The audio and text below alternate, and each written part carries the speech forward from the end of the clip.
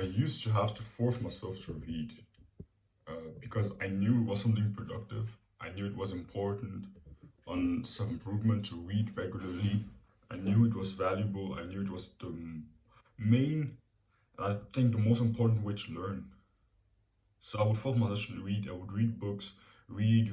I would kind of feel bored, but still force myself to read. And I couldn't read for that long because I hated it. I didn't enjoy reading. Even though I was reading some books that were recommended to me by some really good, like people that I kind of look up to. Books like How to Win Friends and Influence People. Some books like that that I just read, but didn't really like reading at all. So I couldn't read it for a long time at all. But recently, somehow, I managed to actually start enjoying reading more than a lot of, like, a lot. And this brought me a lot of benefits because now that I enjoy reading, I waste a lot less time. I spend more time reading, so I spend a lot less time doing some things that are not really productive. I spend a lot less time like doing like instant gratification activities. It's been very valuable, and I've been learning a lot of things. Even though I've been reading books that are not necessarily mainstream, that are not necessarily the most famous one. The type of books I've been kind of reading recently have been autobiographies or biographies from very successful people, like people that have literally changed the course of this world, people that have literally impacted the whole world. Like those are the type of books I've been reading recently. So right now, the book that I'm currently reading is called Michael Jordan: The Life. It's a book on Michael Jordan's whole life. So I'm around halfway through the book. It's a very good one, and I've been learning a lot of things from just the the I can see in the book some traits that helped Michael Jordan become probably the most successful athlete that ever lived. I never thought this kind of books would be valuable. In my head, I only thought the kind of books that were made specifically to give you advice were the most valuable one. But I never really thought that autobiographies or biographies of successful people could be this valuable. It's like so freaking valuable because it teaches you how some of the powerful traits that those successful people had, some of those skills that they developed, some of those personality traits that they just had. So that's something I learned, for example, is that Michael Jordan is was extremely competitive. And I think he still is extremely competitive guy. And that's one of the reasons why he became so successful because he was so competitive that when he was defeated by someone, he would just train to beat them.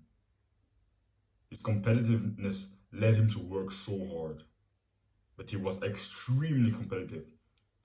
And I think that's why I made a video not so long ago because I think a lot of people would benefit from becoming more competitive than they would benefit from becoming less competitive. I think most people are not competitive enough. They're just different traits. Another trait that I learned is that Michael Jordan was someone who was extremely good at listening, at sitting down and just listening to someone and taking their advice. And different things like that. I couldn't imagine how I would get value from biographies, but they're extremely valuable. And in this video, my aim is not necessarily to tell you to read autobiographies, but what I'm going to try to tell you is don't necessarily just read books that are mainstream, that are just known and just famous. Read books about topics that don't necessarily seem that productive, but that definitely are. Read about history. Like literally, read about history. Like I've gotten autobiographies from different people from old times that are not alive anymore and that lived long ago. Like I got a biography from Cicero, Galileo,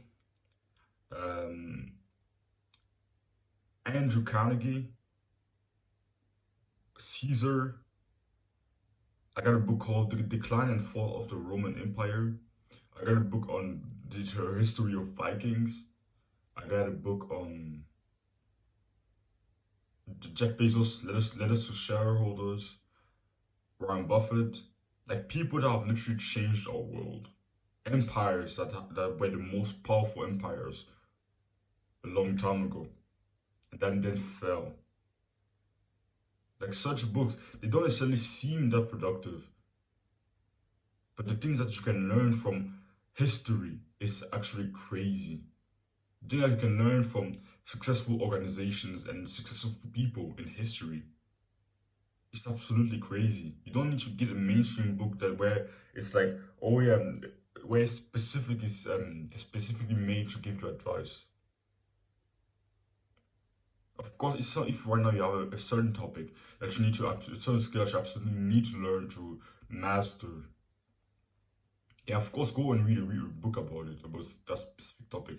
If right now you currently focus on absolutely learning about, you don't know how to, for example, build a funnel, then go and read The Come Secret from Russell Brunson, of course. But in phases of your life where you know, okay, you don't have a certain, you don't really know if you don't have a certain thing that you want to learn, like a certain specific thing that you want to learn. Go and learn about history and find books about history that actually interest you. So I got a book on samurais and the history of samurais. I find it interesting. It's something that I always found is interesting. I would like to get a book about Sparta, like Spartans and their history and how they train, how they become so strong physically and mentally at certain old time. Different things like that. I think everyone is interested in different phases of history. If you really think about it, if you start learning about its history and autobiographies from different people that you know, okay, achieved some great success, I'm sure you would have a lot more fun doing that. So the main advice that I would like to get across here is don't necessarily learn, like go and buy books that are mainstream or bestsellers or that everyone reads. Sometimes we go undercover. Find books that are kind of secret. Find books that are not talked about because very often the books that are not talked about they don't seem, you think that the best books, the most valuable books are the bestsellers. Sometimes it's actually the hidden gems that are extremely valuable. So I would recommend you go watch Charlie Morgan's video, How I Actually Became a 1% Man. That's what that video is called. That video changed my perspective on reading. It absolutely shifted my perspective on reading. I would recommend you go watch and we're gonna watch that video, but the best sellers, the number one bestsellers and all things like that, are not necessarily the best books. Bestsellers are the most famous one, the books that were the most read. But if everyone read that book, if everyone reads these books,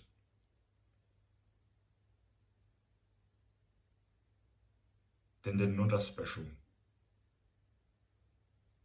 Of course, you can still find value in number one bestsellers. Of course, there's some number one bestsellers that are literally the best. But sometimes, go and find hidden gems. Don't always try to find books that everyone is reading. Very often, just go and try to find a book that's super. Like I had this mindset that if a book is not famous, it means the book is bad. No, that's totally wrong. I was totally wrong. If a book is not famous, it doesn't mean it's bad. And sometimes the best books are not famous at all. Very often in the new age, and I won't blame them, but authors use some weird tactics where they write a lot of garbage into a book just to fill it up. Even though they could condense that book into like literally 30 pages, they will just add and add and add and add and add different things that are not really adding into the substance of the book. Just to add volume to that book. And when you see some book that's not that famous, very often they don't use those tactics. Very often they just write to just get a certain point across, just give value. So don't always look for the most famous books. But sometimes the most valuable ones are the hidden gems. So yeah, don't let from comfort. go and watch Charlie Morgan's video called How to Actually Become a 1% Man, and don't want to comfort, chase it.